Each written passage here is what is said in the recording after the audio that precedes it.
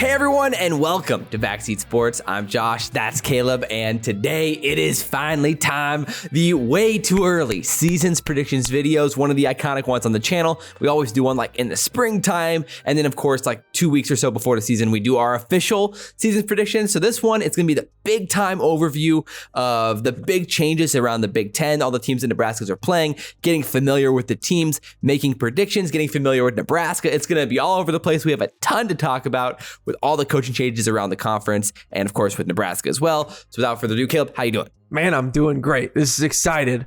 We're past the spring game and now our eyes are focused in on the new season with our first year head coach, Matt Rhule. It's exciting in here. I hear the noise, the adulation. It's going to be a ton of fun and I just can't wait. I mean, the Kool-Aid starting to flow. Exactly. You know, we have to look back to last season to look forward. And, our team, it had its ups and downs. We had our moments as the season went along, especially when the one guy was fired and then Mickey Joseph was brought in. That one guy. Just the one guy. And then it got a little bit better, but it was a lot of fun. And, we got some wins. We did. So at the end today, what we're going to try to do is we're going to start with a little bit of an overview of Nebraska and our expectations of this team heading into the summer, into the fall, and where we're going to be at, if we're going to be better, worse, offense, defense, and kind of go from there. Interestingly enough, right now, DraftKings Sportsbooks just put out their over/under season totals for the college football, which was great timing. And right now, Nebraska's at a flat 6 wins over/under. So it's spicy to say the least, and actually a little bit right now. The over is at minus 120. So they would say that if you're betting, it's a little bit more likely that 6 is going to happen or above 6 is going to happen than under, but not enough to move the line up to 6.5, which is very interesting. So let's start here and just kind of talk about the better and worse situations. Let's start on the offensive side. Compare and contrast to last season, where we're going to be at with this team. I mean, last year, points per game, we were 101st in points per game at 21.2, 102nd in yards per game, 88th in yards per play, 115th in yards per rush attempt, 83rd in giveaways per game. I mean, obviously sack percentage wasn't great either, 102nd in sack percentage. So thoughts on this offense, where we're going to be at, and kind of the markers you're looking for moving into the fall. Yeah, I mean, it's really interesting. One of our better stats was the third down conversion, where we were 56th in the country with the 38.96% Still not great. completion. And a lot of that, and not great, but a lot of the good had to do with Casey Thompson, and obviously the big change from him to Sims. It is just, again, Casey could come back. He still hasn't signed to a school. He's kind of visiting FAU. He visited Auburn, but then Peyton Thorne went there.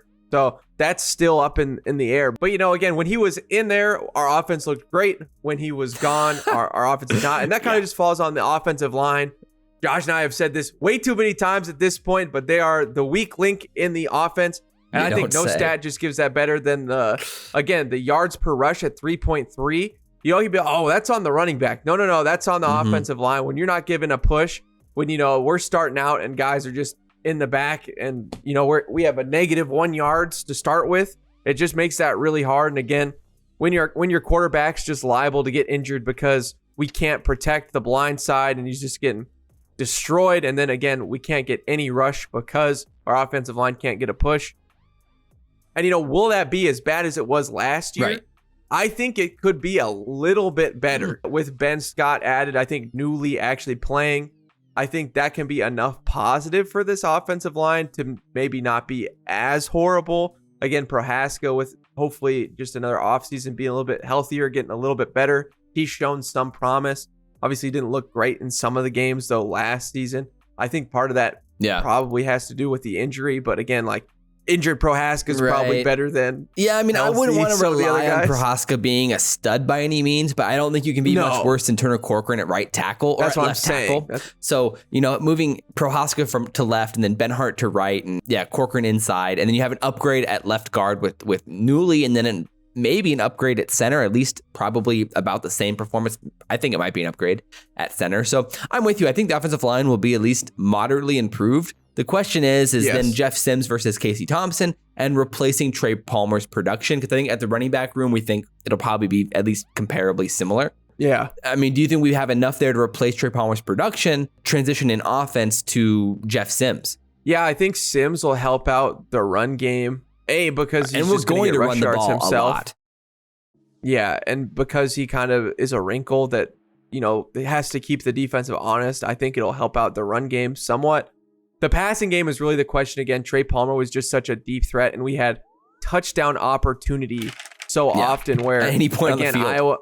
Iowa had great corners. It just doesn't matter because you weren't going to catch him. Riley Moss. And, exactly. And, Illinois, he looked great too before, Casey went down. Yeah, so I definitely think that's not going to be replaced on our passing game. Again, he got the most yards in Nebraska history in a single season. I just, that's going to just be hard to replace. And I don't know if, Marcus and all those guys, I think our wide receiver room is definitely a downgrade from last season. I don't think that's very hard to say. Hopefully those guys, Betts coming back and Malachi Coleman and them can kind of step up, but I think it's still going to be a problem. I do think Sims is interesting, but I don't think he's quite the same thrower that Casey was. Yeah. At the end of the day, though, when it comes to moving the chains and getting points, I think this offense could be significantly more consistent. So if I had to project, I would project at least a moderate increase in production on the offense. We're not going to have the big boom plays like last year and go over the top of Trey Palmer downfield, or even before that, in 2021. Regardless, I think it's going to be a much more consistent offense and probably even more effective at moving the chains and definitely better at running the ball. So overall, I would say it's a wash or a moderate increase offensively. And I feel pretty good about that, honestly, considering what it could have been a few months ago. I don't think we're going to go to 32 points a game or anything crazy. I don't think, we're not going to jump 10 points, but I think we could jump some to be into the, middle of the pack, middle of the NCAA in points per game. What's the upside for the offense? What's the best case scenario for this side of the ball? Malachi Coleman is the truth. He's gonna be a draft pick in the future, and he kind of shows it year one.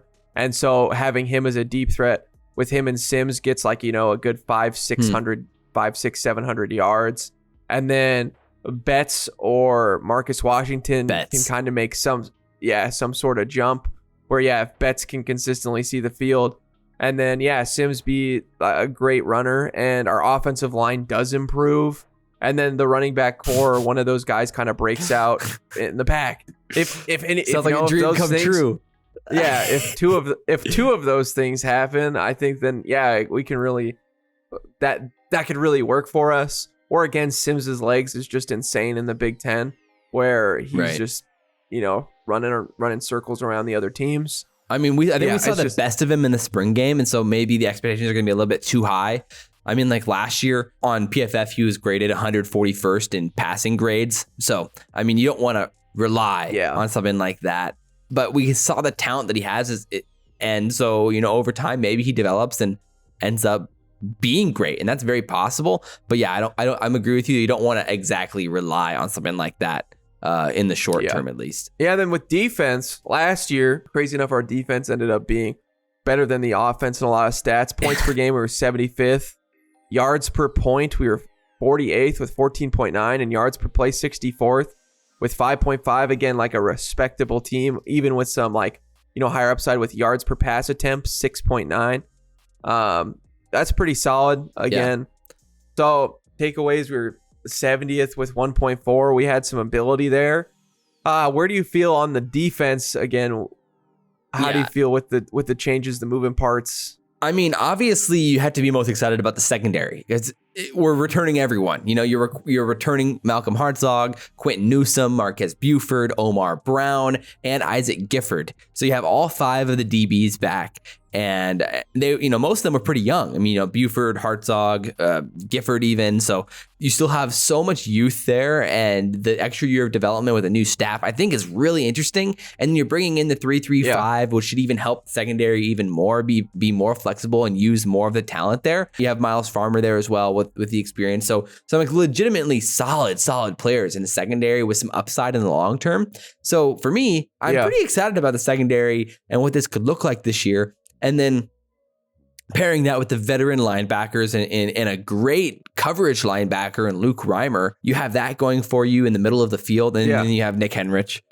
But, obviously the question with this defense, we talked about it endlessly in the spring here, is the front 3 and then the 4th, the other outside linebacker, which is probably going to be MJ Sherman. So, I mean, Sherman, shows some promise, but again, he has like 100-something snaps at Georgia in his 2 years there before transferring. So it's hard to really know exactly what Sherman's going to bring to the table, especially when you're basically replacing Garrett Nelson and O'Shawn Mathis's pass rushing with Sherman, and then either potentially a true freshman is looking like right now in like Prince Will or in Cameron Lenhart. And so I mean, you're just relying on the ifs again up in the front, really on the defensive line, besides Ty Robinson and Nash Hutmacher at basically D tackle or nose tackle. So it's a little bit up in the air there, but overall I feel pretty good about the defense. Yeah, I agree with you where we could see some definite improvement on the secondary where it's, just hopefully just by some experience and, another offseason agree that they can get a little bit better. 100% it's the defensive line and the linebacking core. How much can the linebacking core improve? Hopefully with, they unlock something with a new head coach, with some new scheming. And again, MJ Sherman is exciting. The D-line, you do lose a lot. You lose a lot of that was a lot of the good stuff that we had. It was, they were really consistent. And, besides a couple games, like besides the Northwestern game where they really didn't show up in game first game of the year, our D-line really did a good job of getting a lot of pressure. And obviously, like the Michigan game, but that's also like tough because you're getting against a super good talent. But otherwise, like we caused some consistent chaos to help us and kind of help cover up some of the youth of the secondary. So again, and that really helps the takeaways as well. Yeah, I'll be interested. Hopefully this 3-3-5 on the tape on the breakdown. Yeah, we get some great blitz looks that can kind of help. The scheme can help cover this too. Well, what I was gonna say was, what's your opinion on the upside for this defense? Because in my opinion, the upside doesn't feel that high, but there could be a nice consistent floor. I hope it can stay. We can stay around the same stats, top 50, top 40 type defense, and that could be enough if our offense can find that improvement. Yeah, if we can be above. Yeah, if we can be above 60th in a lot of stuff, and again, if we can keep those points per game down, where I think that could be really useful. And then if we can bump the takeaways, this is really going to have to stay consistent. Right. Our offense clearly has to make a jump for us to win more games. When the run stopped. I mean, that's really where it was at last year. Teams were gashing us on the ground. I mean, like Evan Hull destroyed us in the Northwestern game, or like, Purdue. Oh my word. It was just like, who is this guy? Against the freshman. Yeah, exactly. And Purdue absolutely destroys us. But I mean, how many yards? And they were like one of the worst run teams. How many yards did Maccabi have in that game? It was like 170 or something. It was insane. It was bad. It was almost 200. Yeah, it was like, and dudes were just gashing us all year long. And so that's where it has to start there. He had 178 in that game. Like, so those are the question marks where it's like, okay, I don't know how much our defense is going to really improve when it comes to run stop. I think at least maybe it could be slightly better. Maybe the tackling will be all we need, but I'm not going to bank on that. So overall, moderate improvement on defense, I would say, because of the experience in the secondary, and that'll be really our core here. So overall, I feel pretty optimistic about the team as a whole compared to last year, which I think that takes us into our season's predictions and where we can go game by game here and really start playing this thing out. So it's a very interesting schedule this year. When it comes to like big time teams, Michigan's the really only daunting, guaranteed, basically loss on this schedule. Outside that, it should be extremely competitive. 4 teams have a win total over 7 or higher. So Maryland's at 7, Iowa's at 7.5, Wisconsin's at 9, and Michigan's at 10.5. So it should be a very competitive schedule for us, considering we're at 6. And to start the season, we're starting right off the rip with an amazing Big Ten game at Minnesota. 6.5 win over under for Minnesota right now. And right now, the over is actually favored at -125 on that. So thoughts on Minnesota right off the rip? Where you at with this team? Yeah, I mean, they were really good last year, 9-4. Again, there's a lot of changes though. They've had so many guys that have stayed for a million years, and there's still going to be a few left that have been here. But Tanner Morgan is finally gone after 15 seasons, a record 15 I was in a crib. years. Yeah, when he was their starter. Yeah, exactly. Minnesota. Yeah, I mean, I wasn't even alive when Tanner Morgan was starting as a QB. So it's just incredible that he really, the 25 COVID years that he got. Oh, my word. Seriously. It was insane. Yeah, I mean, that's the thing. We have Mo again, Ibrahim, John Michael Smits as well, who was drafted second round.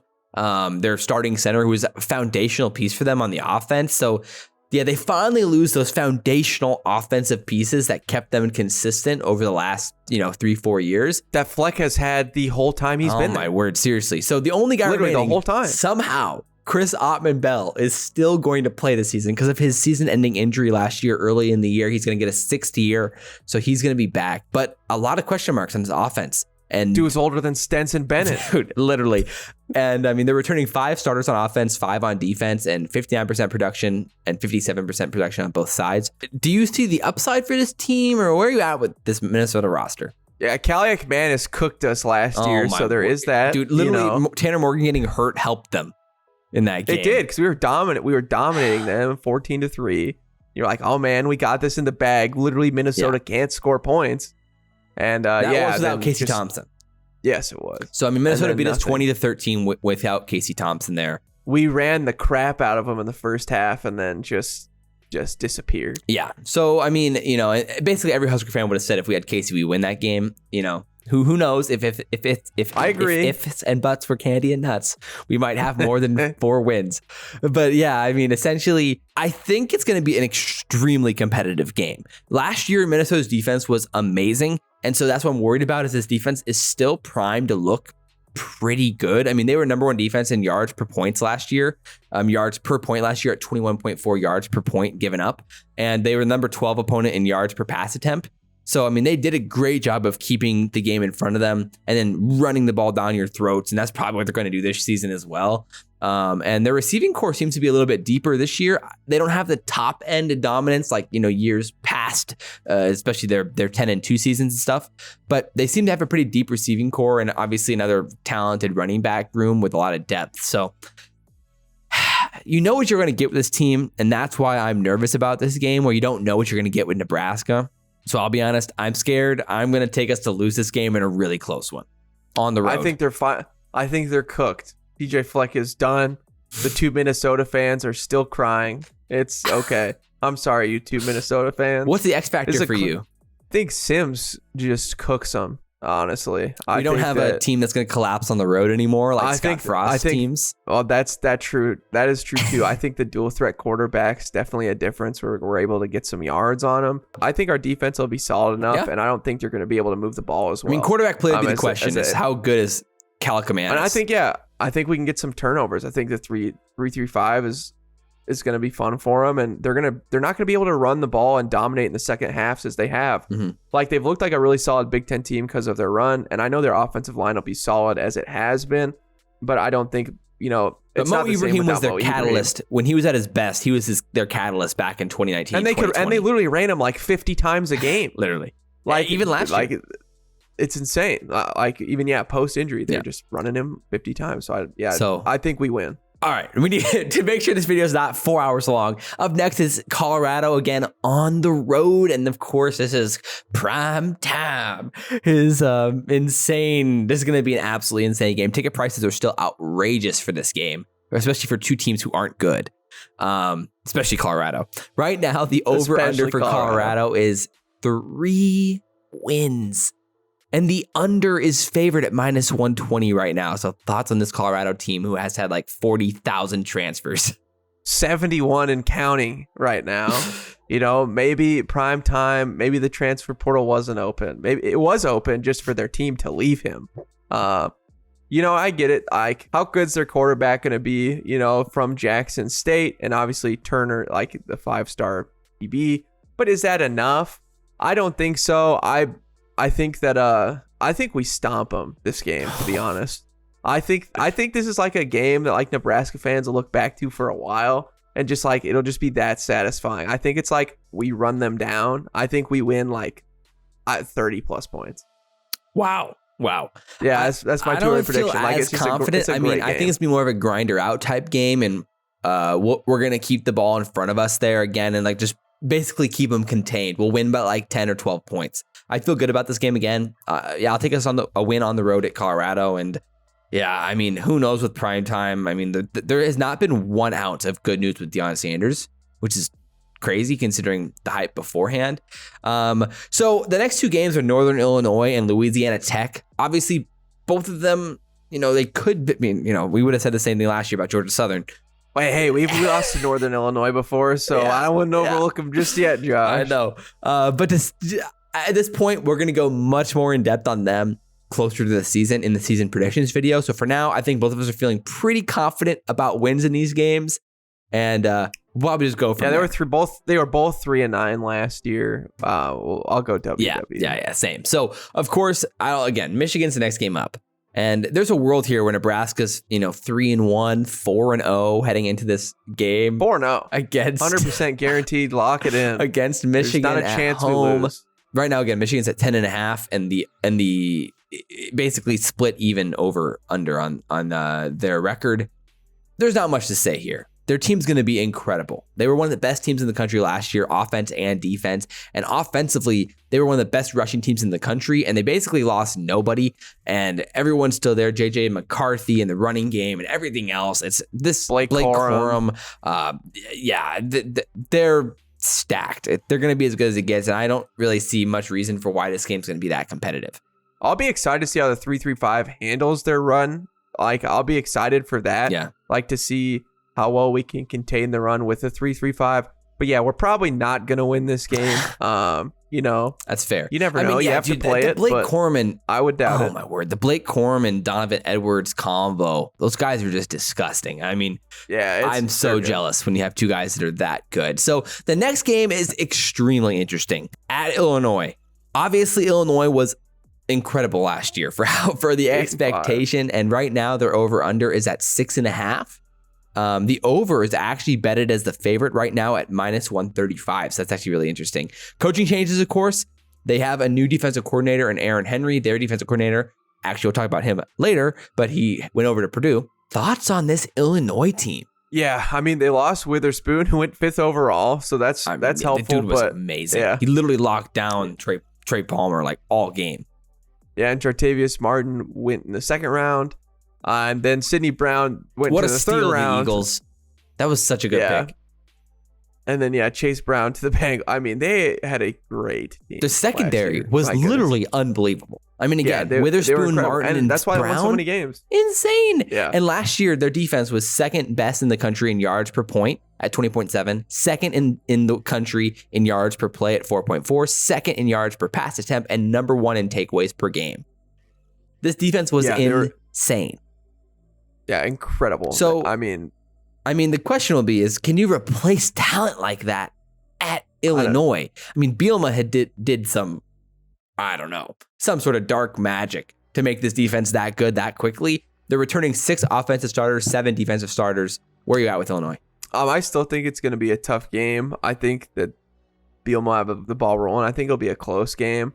I think we probably lose this one as well again. Really? At Illinois again. Yeah, I'd say I think it'll be a close game. Does it come from your confidence in Bielema or what is it? Yeah, 100%. I just think he's a great Big Ten coach. Wow. And dang good Big Ten coach. And I don't think he regresses that much. I could see a 7-win season for him, but I don't see much worse than that at this point. I mean, I agree it's going to be a really, really, really competitive game, but I like our odds in this, and I definitely see Illinois as a big regression candidate. I mean, no matter how good you are, I don't think you can replace production like that, especially at a school like Illinois.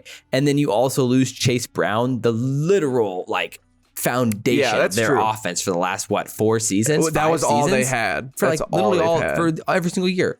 And you lose a quarterback, you bring in Luke Altmaier, and there's currently a quarterback battle going on.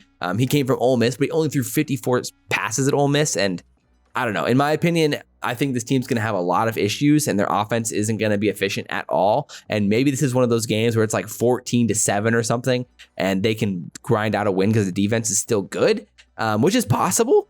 But I'm going to take Nebraska in a close win with our offense just grinding out a win in the second half. So kind of spicy. Nice. Next up, that's spicy. Northwestern. We were their only win last season. 1-11. 1-11. Dude. Because we blew it in Ireland. The first domino and Scott Frost getting canned. Yeah, I mean, Okay, so they have a 3.5 game or win over under right now, and it's basically split 50-50. They're returning 2 offensive starters, 5 defensive starters. Might be for the best. Yeah, and it might be for the best. So where are you at with this team? I mean, hey, they lost their literal only thing that they had on offense in Evan Hull last year. Well, I mean, and so okay, I mean, really the highlight of their offense though was Peter Skrensky, the left tackle who went 11th overall to the Titans. So yeah, facts, even more so than Hull. Yeah, and he cooked. Garrett Nelson. Garrett Nelson. Thank you. Yeah, Garrett got absolutely rocked. Yeah. Yeah, I think this is a win though. I'll just keep it short there. Yeah, I think it's a W. Yeah.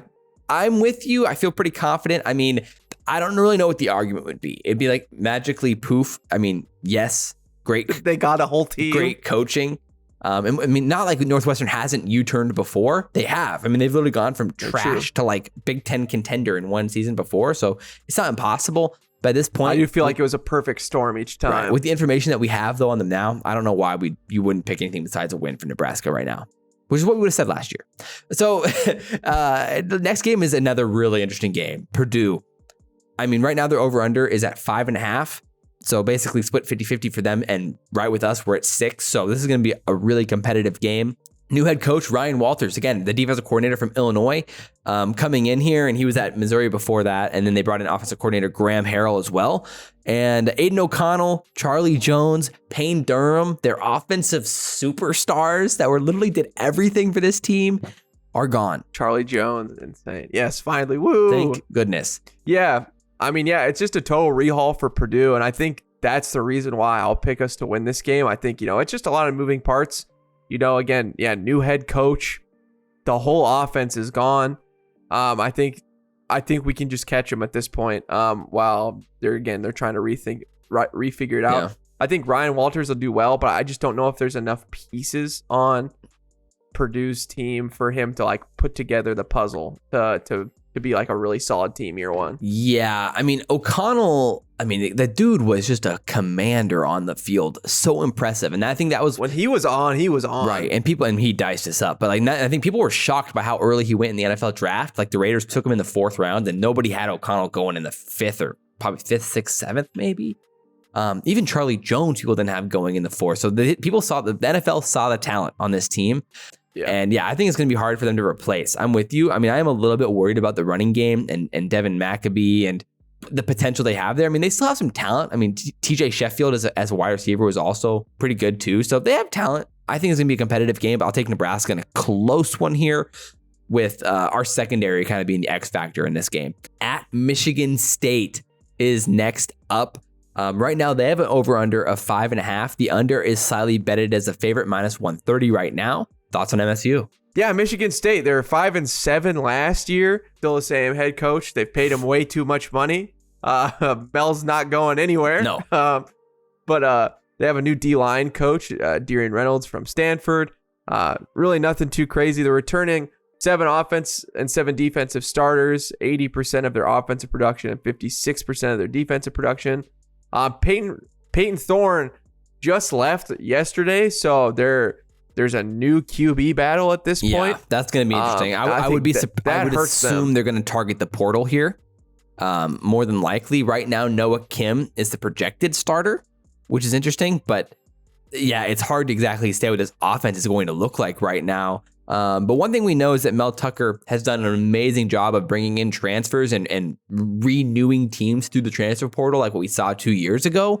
And they've done that this year as well with the defensive line trying to reboot this thing with like Jarrett Jackson from Florida State, Dre Butler from Liberty, and Tunmise Adelele from Texas A&M. They have some names there. Obviously, it's going to be interesting to see what happens and how the defense plays. There's room for improvement. I think they're going to rebound. Overall, even though they lost quite a bit of talent on the offensive side, they still got Trey Mosley. They still got some decent players there. And I think they're going to be able to run the ball at least okay enough to put up enough points. I think defense is actually going to be pretty good. I'm going to take us to lose this game on the road in Michigan State in a real close one. I think we win this game. I think we win this game on the other hand. I think that they're not going to be able to put it together enough again. I think they were kind of a one-hit wonder. I know that they got some stuff together, But I think they just went a little too fast on Mel Tucker, and I think we're going to be able to win this one. Wow. Dang. Okay, dude. I mean, the next game is one of the games I'm most excited for. Maybe the one I'm most excited for the whole season. Maryland comes to Memorial Stadium. We finally get to see Talia Tagovailoa in Memorial Stadium. I've been waiting for this forever. They're returning 4 starters on offense, 5 on defense, 64% of their production on offense, 63% on defense. I mean, basically this comes down to Talia and how good he can be. Probably going to live and die by Talia this season. What are your thoughts on Maryland? Yeah, this is going to be a fun team. They went 8-5 last year, but 4-5 in the Big Ten. They weren't that great on the road last year at 2-3. They returned their main running back as well, Hemby. I know that they're a solid team for sure, and I think Talia is a great player, obviously. Yeah. But I think we're going to be able to win this one in Memorial Stadium at home. I think the crowd will be fun. I think this will be, like you said, just a really fun game. I wanted to look forward to. I know it's tough. Maryland has their weaknesses, especially on that defensive side of the ball. I think our 3-3-5 can be rolling a little bit by this point in the season, though, where I think we'll be able to create some turnovers. So I'll go with a win. I'm not as confident. I could see a world where Maryland regresses here. They've struggled in some of the big moments in the big games and haven't really had that breakthrough yet with Talia on the team, where people thought it was definitely possible. So I see what you're saying. I get how, they played a lot of great teams close, but they also played a lot of bad teams close. Yeah. So, yeah. I mean, that's kind of where I'm at. This game is the most 50-50 game for me, maybe of the whole season. And I'm not going to feel confident about this prediction either way. Right now, I'm going to take us to lose. I'll be honest, I don't have too much reasoning before it besides I really believe Talia is a great quarterback, and in his final season here, I think he's going to play really well. And it might be just a little bit too much for us when it comes to Talia commanding the field, even though our secondary is going to be good and we might match up pretty well against them. So I'm fine with a win or loss here. This is the biggest toss-up game for me on the schedule without a doubt. So I'll be excited to learn more about them because they're going to be something that I'm going to be dialing in on here over the next few months leading into the actual predictions video before the season. So with that said, yeah, agreed. Wisconsin at Wisconsin here, the second to last game of the year. Right now, their over-under is 9 wins, and the under is actually favored at -145, so a little bit more possible. So that could drop to an 8.5 over-under here soon. Thoughts on this Wisconsin team? I think this is a giant game for Matt Rhule. Again, this is something we have not been able to do for a decade now. Is beat Wisconsin. Rhule. Yeah, who thought a year ago. Yeah, this is very fun. Yes, exactly. The 2 new head coaches battling it out. Again, both really highly regarded, wanted. It's going to be a really fun game. And Wisconsin, again, they have a lot of offensive problems, a lot of new guys, like their new quarterback. They have problems, but they have some solutions. They have one solution. That's the running back. That's always been the case. Yes, exactly. But that's always been Wisconsin's case. They've always had a solution, whether it's Jonathan Taylor or Monte Ball Melvin or Gordon. Name any other running back. I mean, also, though, they also have some talent on the outside. They have Kamira DK, who's a great player on the outside. And then, I mean, defensively, though, they're also talented. And it's even though they have transition at quarterback and there's question marks, to say the least. I mean, comedically, I don't know if any of you guys watched that spring game, but Tanner Mordecai, who's expected to be the starter, he started the spring game, basically took all of the snaps in the game. He threw 4 picks in the spring game and started the spring game with 3 straight picks. So you love to hear that. You love to hear that. But even then, this defense should still be great. Really good. Really good. And I think Fickle only improves it. I mean, I know Jim Leonard is super good as well. Yeah. Obviously losing him. But I think Fickle is just as solid on the defensive end. A decent amount of talent, though. You lost a second-round pick center in Joe Tippmann. You lost Keanu Benton, one of the best D tackles in the country, went in the second round to the Steelers. And then, of course, Herbig also went to the Steelers. There is guys to replace there, some big-time NFL talent. But I think they have some great guys still there, like Mema Njigmeda. I mean, that guy was a stud last year and absolutely smoked Nebraska in that game and looked fantastic all year long. So overall, long story short, I think both of us are going to take us to probably lose this game. We're going to lose, yeah. But it's one of those situations where it could still be incredibly incredibly competitive. I mean, last year it was competitive. We almost stole it from them last year. So you never know. They stole it from us right at the end, honestly. Right. Yeah, you never know. And so those are the interesting ones. That leads into the final game of the season. The reigning losers of the rivalry game. None other than your Iowa Hawkeyes. But breaking news, everybody. This is huge for Iowa. They actually have a coaching change. They finally fired Brian Ferentz. You know, it makes a ton of sense. He's one of the worst offensive coaches in the country. He has horrible interviews. I mean, the nepotism's crazy, but congrats to Iowa for finally firing. Oh, my note sheet. Oh, shoot. No, he's still there. Never mind. I'm sorry, guys. They still have Brian Ferentz. My apologies. I just really they didn't fire him. Man, it must be nice to have Daddy as the head coach. Huh? Yeah, that's crazy. Oh, serious. Sorry, guys. It's tough to see nepotism running rampant in Iowa. But yeah, I mean, they are returning 8 offensive starters, 5 defensive starters, 64% of the offensive production, only 49% of the defensive production. Unfortunately, they did have addition by subtraction. They lost Spencer Petras. He is gone. Oh, it's an absolute shame. Play the highlight reel of Spencer Petras. Unfortunately, they actually brought in a my heart will go on forever. Yeah, they brought in a potentially competent player in Cade McNamara from Michigan. Shoot. So the offense is a big poised plus. to be actually solid. I mean, I would say this offense is poised to be very, very solid, which is a shame. I am pretty confident Iowa's going to be a pretty solid team this year. Defensively, though, they have a ton to replace. I mean, they lost Jack Campbell, Lucas Van Ness, who went in the first round, or so did Jack Campbell. Riley Moss went 3rd round to the Broncos. Sam Laporta went 34th pick overall. So they do have a lot of production to replace here. And they couldn't beat us. We did get lucky that Jack Campbell got hurt in that game. I mean, I got to say, that was really lucky. But yeah, regardless, thoughts on Iowa? They're the same crap as always. You know, a good defense, a boring QB, and an okay running back. You know, but a really great defense. And their OC doesn't know anything about football, and it's just a good time. I think they're gonna beat us. I